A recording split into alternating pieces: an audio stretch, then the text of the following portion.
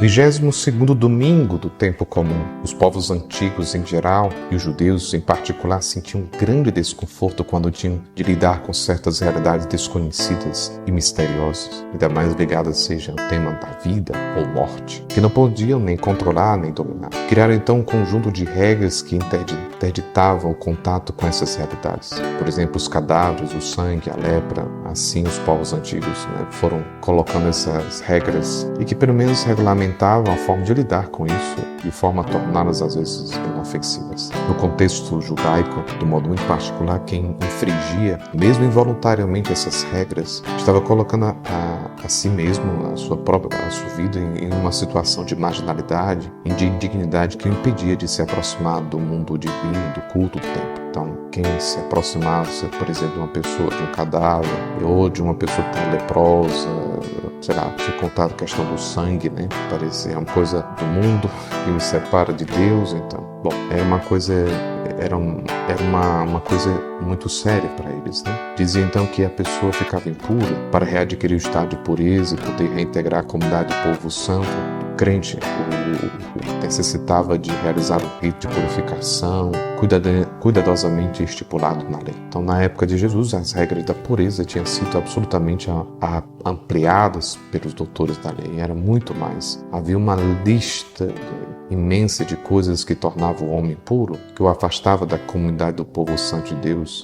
Daí a obsessão com os rituais de purificação que deviam ser cumpridos a cada passo da vida diária, algo que mais sufocava. E um desses ritos consistia na lavagem das mãos antes das refeições.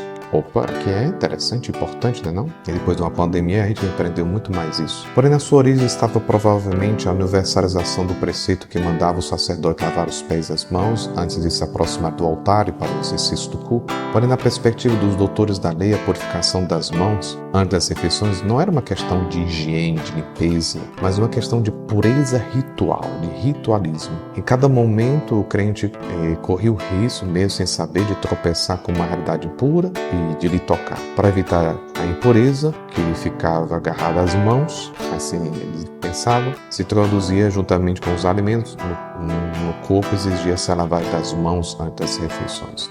Não era a questão de higiene, mas uma questão ritualista. Na Galileia, terra em permanente contato com o mundo pagão, onde as normas de pureza não eram tão rígidas como em Jerusalém, não se dava demasiada importância ao ritual de lavar as mãos antes das refeições para evitar a ingestão de impureza. Não tinha isso. Mas os fariseus, vindo de Jerusalém, testemunhando com os discípulos como iam se realizar o gesto ritual de purificação das mãos, aquele ali ficavam escandalizados e referindo ao caso a Jesus. Provavelmente a história serviu aos fariseus para sondar Jesus e para verificar se ele era ortodoxo, seguia a lei ou não. Para Jesus, a obsessão dos fariseus com os ritos externos de purificação era sintoma de uma grave deficiência quanto à forma de ver e viver a religião. Respondendo a esses fariseus vindo de Jerusalém, que o interpelava, Jesus vai dizer exatamente isso. Partindo da Sagrada Escritura, Jesus os acusa de uma praxe que preserva a letra da lei, mas que não tenha em conta o espírito desta mesma lei. Eles limitam-se a